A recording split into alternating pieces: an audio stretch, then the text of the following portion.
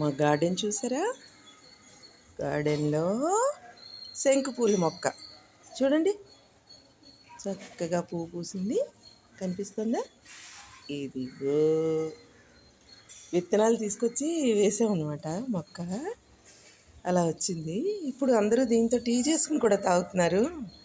అది ఆరోగ్యానికి మంచిదని చెప్పేసి నిన్న ఒక పువ్వు పూసింది, కానీ మేము కొయ్యలేదు దాన్ని. ఫస్ట్ పూసిన ఫ్లవర్ కదా అని కొయ్యలేదు. ఇది రెండోది అనమాట. ఇది చాలా పెద్ద పొదలా అయిపోతుంది అనమాట, పెద్ద బుష్లా అయిపోతుంది. అయిపోయి ఇంకా పువ్వులే పువ్వులు అలా అలా అలా పూసేస్తుంది అనమాట.